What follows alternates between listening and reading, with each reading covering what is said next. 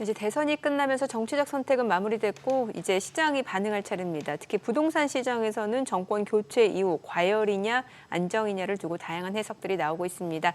대선이 끝나자마자 집값이 출렁였던 과거 사례들 이번에는 어떻게 전개될까요? 자세한 이야기 나눠보겠습니다. 한문도 명지대학교 대학원 겸임 교수 모셨습니다. 어서 오세요. 네, 안녕하세요. 대선이 끝나고서 이제 불확실성은 거쳤는데 대부분 지금 현재 진보 정권이 했을 때 부동산이나 아파트 값이 굉장히 항상 올랐었다. 이렇게 하면서 네. 이제 뭐 부동산 정책이 어떻게 바뀔 거냐 이런 부분에 대해서 기대감이 굉장히 많아지고 있는데요. 네. 어떻게 보시나요? 이번에는 좀 다를 것 같습니다. 큰 변동성이 예전과는 좀 다르게 없을 것 같고요. 그 얘기는 아시겠지만 명료하고 투명한 어떤 뭐 정책 과제에 대해서 양당이 부동산 정책을 크게 낸 게 아무것도 없습니다. 예전에 했던 정책들을 그냥 이어오는 수준이고요. 네. 이 선결 과제가 양당 다 계엄으로 인해서 우리가 정치적 불확실성도 있고 경제도 불확실성이 높아지니까 일단 민생과 수출 협상 뭐 이런 쪽에 초점을 주다 보니까 일단 부동산이라는 민감한 사안을 갖다가 좀 차순위로 좀 뒤로 물러놓은 것 같습니다. 그래서 좀 시간이 지나고 나서 이제 새 정권이 앞으로 뭐 100일이나 뭐 50일 안에 어떤 대책이 나오면 그때 이제 우리가 좀 시장을 정책 방향에 따라 좀 예측해 볼 수 있지만 현재로서는 큰 변동성이 있는 건 볼 수가 없고요. 다만 이제 내년에 서울에 입주 물량이 좀 부족하거든요. 이 부분에 대해서 신정부가 과연 어떤 대책을 내놓을지, 뭐 3기 신도시 공급 확대라든지, 뭐 빠르게 하겠다든지 이런 대책들이 나오면 조금은 좀 안정되겠지만 제가 볼 때 그런 부분에 좀 미흡하다 보면 제가 볼 때는 또 변동성이 좀 내년에는 나타날 수 있을 가능성이 좀 높다고 보고 있습니다. 네. 사실 이번 대선도 굉장히 이례적이긴 합니다만 네. 이렇게 부동산 관련 정책이 안 나왔던 것도 처음이죠. 처음이잖아요. 네. 왜 그런 거라고 보세요? 일단 조기 대선의 어떤 성격이 예전하고 네. 좀 완전히 다른 성격이다 네. 보니까 뭐 좀 아까도 말씀드린 것처럼 후순위로 밀린 것 같고 네. 게다가 이제 주택 가격이 많이 올랐지 않습니까? 네. 오른 상태에서 여러 가지 경제적 불안정성이 좀 높아진 상태인데 여기서 부동산을 잘못 건드리면 네. 자칫 역풍이 불 수가 있다 보니까 아. 선거 대책으로 양당에서 서로 네. 조금 이제 기피한 것 같고요. 다만 이제 청년 뭐 월세세 공제라든지 청년 주택 1인 가구 뭐 지원 이런 것들은 뭐 평소에 하던 정책들이니까 우리가 제가 볼 때 이번에 그런 정책들을 못 낸 이유가 우선순위가 정책적 어떤 결정을 해야 되는 부분이지 이 정치적인 어떤 계엄의 상황에 대해서 우선순위를 둔 대선이다 보니까 부동산을 가지고 거기서 이 결이 좀 안 맞지 않습니까? 그러다 보니까 양당이 좀 기필한 것 같고요. 다만 이제 이준석 후보가 네. 젊은 층에 대해서 조금 더 관심이 있다 보니까 뭐 59제곱미터 공급을 확대하겠다. 이런 디테일한 안들은 좀 나왔습니다. 그래서 거대 양당은 그런 디테일한보다는 예전에 하던 것 재탕 수준에 멈췄어요. 그래서 아무것도 기대하기 어려운 상황이다. 다만 하나는 있죠. 두 양당 후보가 세종시 이전 네. 집무실 이전에 대해서는 못을 박았거든요. 그래서 그건 좀 추진이 돼서 세종시 인근의 어떤 부동산에는 좀 호재로 작용할 것 같습니다.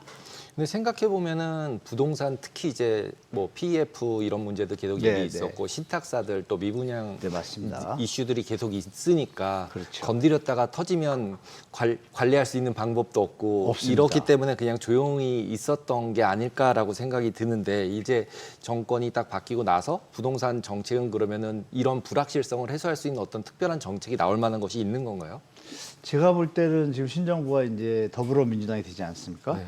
근데 그 대통령이 된 이재명 후보가 아니라 이재명 대통령의 당연히, 예. 어떤 행정 어떤 스타일을 보면 원인을 정확하게 분석을 하고 확실히 숙고한 후에 이제 대안을 마련하고 밀어붙이는 스타일이잖아요.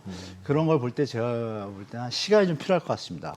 시간이 필요해서 PF 문제에 대해서도 아시겠지만 3년 동안 진행을 했는데 결과물이 없잖아요. 네. 도리어 동맥경화 현상을 현장에서 빚고 있거든요. 근데 이런 부분에 대해서 MB 때를 기억해 보시면 알 겁니다. MB 때 미분양 현장이나 악성 현장들에 대해서 그냥 파산하면 더 손해가 큰데 분양가를 70%할 때는 정부에서 매입을 해주고 그 매입한 아파트를 국민들이 살 때는 취득세를 감면해서 수요를 촉진시키고 그나마 원금의 70%라도 회복할 수 있는 길을 열어줬거든요. 그럼 이제 나중에 회생할 수 있는 길이 있지만 지금은 이제 그것을 온전히 살리려다 보니까 시장에서 수요자들이 반응을 하지 않다 보니까 이게 지금 엉켰거든요. 그러면 제가 볼 때 신정부에서는 분명히 그거에 대해서 장단점과 어떤 것이 살릴 수 있고 없는 것을 이미 다 정리가 돼 있지 않습니까? 3년 동안. 그럼 방향성을 정하겠죠. 근데 여기서 주목할 게 하나, 그 국민주택 리츠라는 언급을 좀 했어요. 네네. 그러니까 자금이 들어와야 이게 움직이는데, 그렇다고 분양가가 높으면 또 유지가 안 되니까 그 두 개를 잘 믹스해서 하는 어떤 디테일한 안들을 새롭게 만들지 않을까 하는 예측은 좀 하고 있습니다. 그래서 그게 어떻게 나올지 모르겠지만 제가 볼 때는 그냥 공격 앞으로 이런 스타일의 정책이 아니라 조금 확실하게 대안이 있고 없고를 국민들한테, 시장에다 신호를 정확하게 줄 것 같아요. 제가 볼 때 그렇게 좀 예측하고 있습니다. 네. 이번 대선에서 이제 이재명 대통령이 세금으로 집값 잡는 건 하지 않겠다라고 이전에 네, 이제 맞습니다. 선거할 때 또 네. 활동할 때, 그런데 이게 문재인 정부가 예전에 보면은 집값 안정화를 위해서 좀 세금을 부과하는 방식으로 했잖아요. 그럼 네, 그때와는 좀 맞습니다. 차별을 두겠다 이런 해석이 충분히 가능한 건가요? 네, 그럼 확실한 어떤 인지를 하신 것 같습니다. 예. 일단 문재인 정부 시절에 아시겠지만 그 과도한 징벌적 양도세 중과 네네. 그리고 또 임대사업자 세제 혜택을 초반에 또 많이 줬잖아요. 예. 그러다 보니까 임대사업자분들은 집을 사고 그리고 이 양도세 대상되는 소유자분들은 파는 걸 멈추니까 예. 시장의 매물이 그냥 말라버린 거예요, 맞아요. 순간적으로. 예. 그러니까 시장 논리를 너무 배제하고 약간의 그 징벌적인 어떤 갈라치기 정책의 성격을 띠다 보니까 이게 부작용을 많이 낳잖아요. 맞아요. 거기다 코로나까지 겹치고. 그러다 보니까 이런 부분들을 다 검토해 본 결과 누가 봐도, 국민이 봐도, 소유자가 봐도 또 무주택자가 보기에도 너무 과도했다고 판단되는 모습들을 이 목도를 했기 때문에 제가 볼 때 이번에는 그 부분에 대해서 명확하게 선을 그은 것 같아요. 그래서 시장에 물론 이제 세제 부분에서 건드리지 않겠다는 부분에 있어서 감면됐던 부분들 있지 않습니까?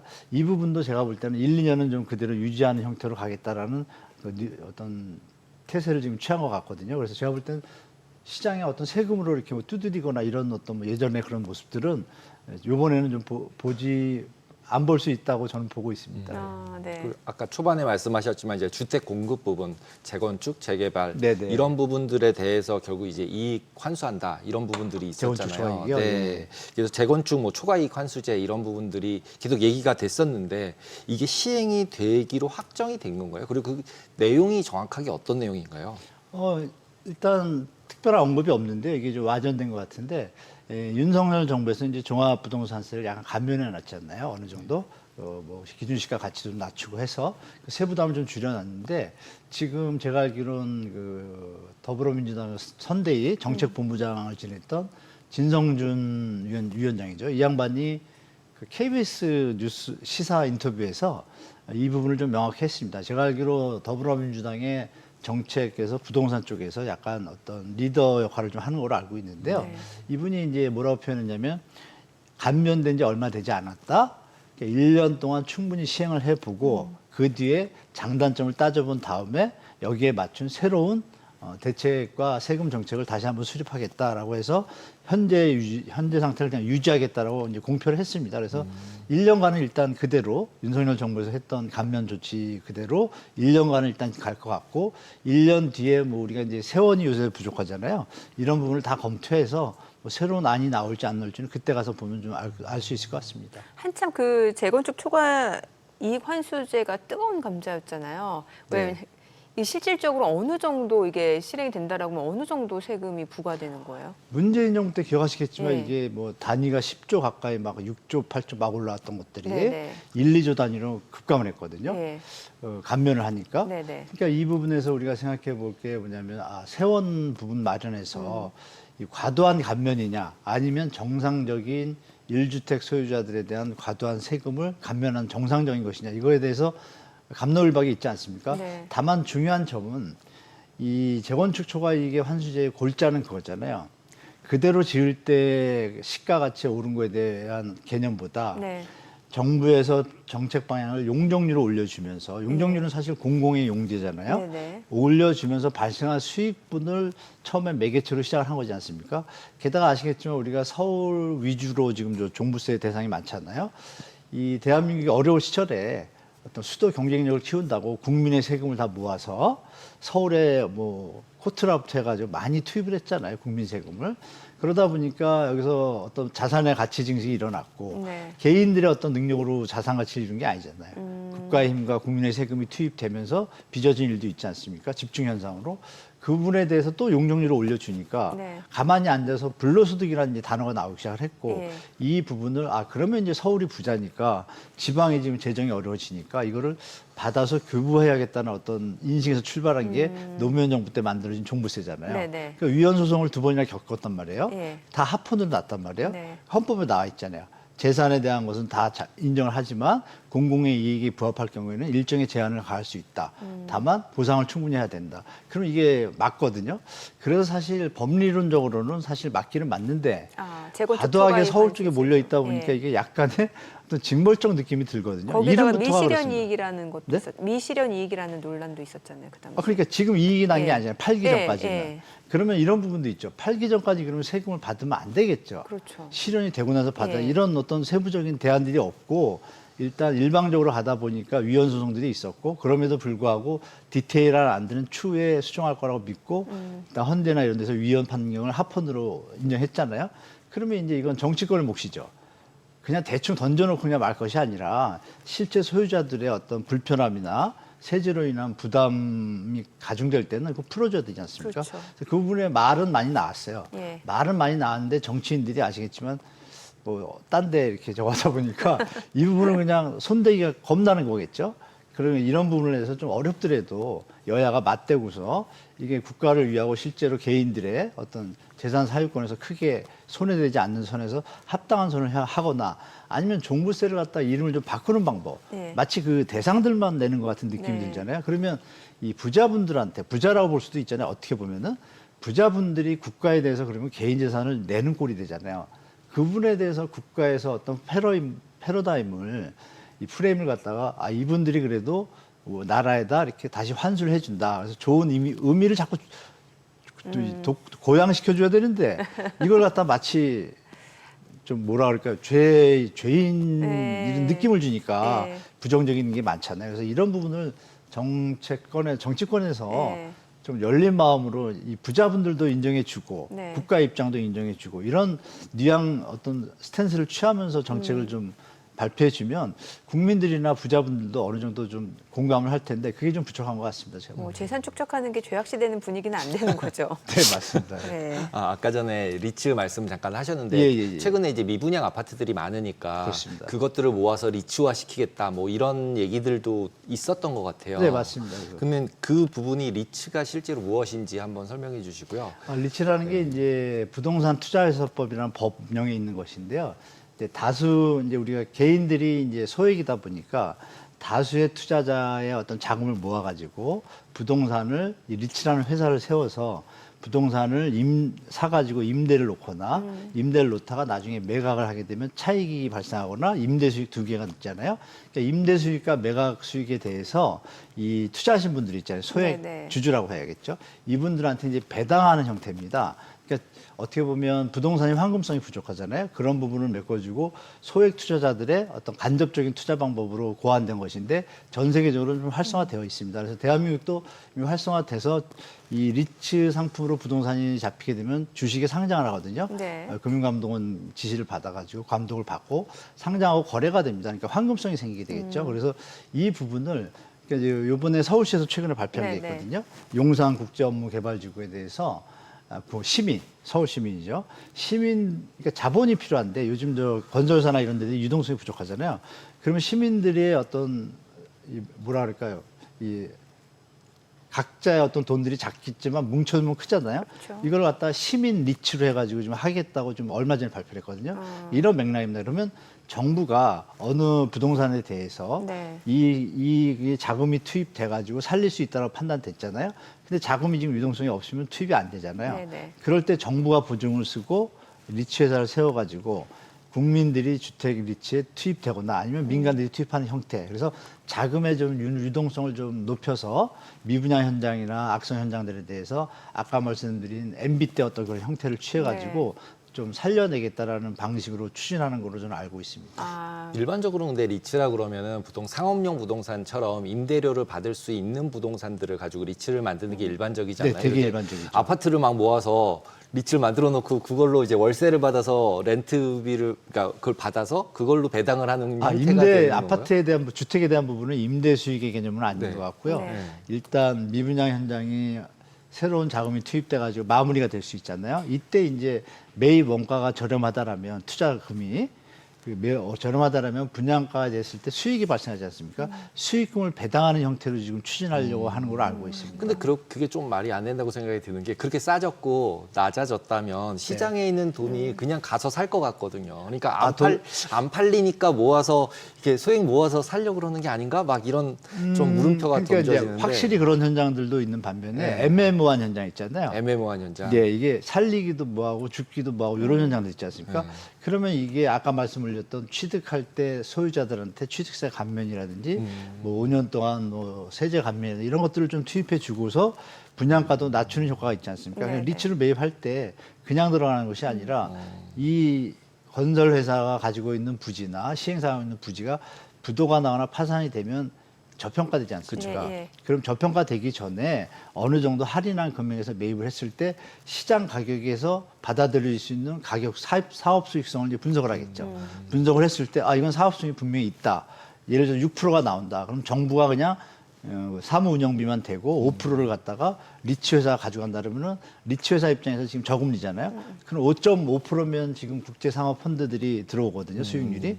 그럼 5.5%에 맞춰 가지고 단기간에 수익이 난다고 하면 2년 안에 그거는 이제 투자가 되지 않습니까? 근데 거기다 이제 국민들도 투자하는 프로그램도 늘지 않을지 모르겠지만 일단 발상은 그렇게 나쁜 건 아닙니다. 그래서 다 하는 것이 아니라 제가 네. 볼 때는 가능한 것들, 시장에서 수용이 가능한 현장인데 자금 투입이 안 되고 또 시공사들이 요새 네네. 건설 원가 때문에 고민하지 않습니까? 예. 이런 부분에 묶인 현장들, 이런 현장들 선별적으로 세금 할 것 혜택을 같아요. 주면은 의미는 있겠네요, 충분히. 선별적으로 네. 할 것 같습니다. 그래서 의미는 분명히 있을 것 같습니다. 일정 부분 그럼 PF 부실 문제도 조금 해소될 수 해결사가 있는 되고. 상황이. 네, 이미 전 정부에서 이미 이복현 원장이가 충분히 다 정리가 다 돼 있거든요. 현장들이 우량 현장부터 다 돼 있습니다. 그래서 네. 그 부분에 대해서 뭐 디테일한 안들이 뭐 조금 시간이 지나면 발표하지 않을까라고 예측하고 있습니다. 네. 뭐 결국에는 이제 구체적인 좀 정책들이 나오기 전까지 부동산 시장 방향을 예측하기는 쉽지 않겠습니다만 네. 그래도 일단 또 실수요자들 입장에서는 뭐 내 집 마련 시기라든지 아니면 또 부동산 투자로 좀 수익을 내고자 하는 분들이라면은 그 시기를 좀 저울질할 수밖에 없는 거잖아요. 근데 지금 저울질하기에는 지방은 지금 조정을 받아서 좀 괜찮은데 예. 지방에 계신 분들은 지금 조정해서 거의 제가 볼 때 물가 상승률을 반영하면 네. 어느 정도 바닥 수준에 근접했습니다. 지방 같은 네, 경우는. 그래서 지금은 이제 가을 정도에는 네. 접근하는 방식이 좀 필요하다고 보고 지방이나 광역시 계신 네, 분들 네. 그리고 서울이 이제 조금 특수하지 그렇죠. 않습니까? 예. 수도권은 그나마 많이 오르지 않고 조정 국면에 좀 진입을 한 상태거든요. 이 부분에 대해서 서울 수도권에 계신 분들이 공공 분양 3기 신도시 있지 않습니까? 예, 예. 이 물량이 거의 20만 채, 3기 신도시 외에 공공택지까지 하면 20만 채가 넘거든요.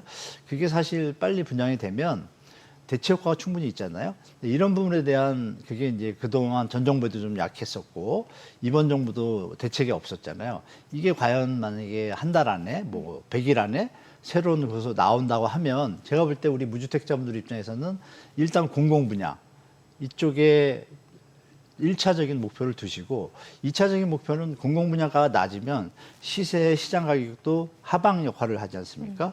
근데 이번에 이재명 대표 공약집에 보니까 뭐 선거 대선 불과 3, 4일 전에 나왔잖아요. 급하게 나왔는데 쭉 보다 보니까 거기에 이제 분양가를 네. 약간 비싼 분양가를 낮추겠다는 워딩이 딱 한 줄이 있습니다. 아. 근데 이게 이제 충분히 검토해서 이 한 줄을 넣은 건지 네. 그 내용은 제가 정확히 모르겠지만 네. 그 고분양가 논란이 있었잖아요. 3기 신도시 분양에 대해서 그 부분에 대해서 만약에 어느 대안들이 이쁘게 나온다라면 제가 볼 때는 공공분양을 1차 전략으로 하고 네. 그 공공분양가가 낮아지면 주위 시세도 약간 하방이 있으니 그 대책이 나온 뒤에 내 집 마련 들어가는 것도 괜찮다. 다만 서울 같은 경우에는 내년에 서울 입주량이 좀 부족한 건 사실입니다. 그래서 네. 어떻게 시장이 펼쳐질지 모르지만 제가 볼 때 소득 수준이 대출 원리금 상한이 7월부터도 스트레스 하잖아요. 그러면 가상금리가 올라갈 텐데 지금이라도 좀 조정된데 서울 강남 4구와 마용성 동작 제외한 나머지 지역은 괜찮거든요. 지금 네. 제가 볼 때 20-30% 하락한 곳도 많아요. 그 부분들은 제가 볼 땐 접근하셔도 괜찮다라고 좀 말씀드리겠습니다. 다만 동대문구 있지 않습니까? 네네. 이쪽은 4월, 5월, 6월 좀 이 입주 물량이 되게 많습니다. 그래서 전세 가격하고 매매 가격이 전세 가격이 지금 하락하고 있고요. 매매 가격이 지금 이제 약간 호가를 유지하고 있는데 조금 하방이 있기 때문에 하반기에 들여다보시고 서초구가 또 전세 가격이 지금 내려가고 있거든요. 입주 물량 4,000세대 때문에 그 부분이 있으니까 전세를 유리하면 매매도 아니나 다를까 신고가는 한두 개 단지 나오지만 전반적으로는 지금 하방 압력이 있어서 강남에 진입하실 분들은 들어가셔서 이제 내고라 그러나요? 사겠다라고 이렇게 던지시면 제가 볼 때 좋은 가격에 매입할 수 있는 기회가 될 것 같습니다. 확실히 이렇게 지역별로 전략을 제시해 주시니까 아, 네네. 좋네요. 네. 네, 오늘 내용 여기까지 듣겠습니다. 잘 네. 들었습니다. 네, 고맙습니다.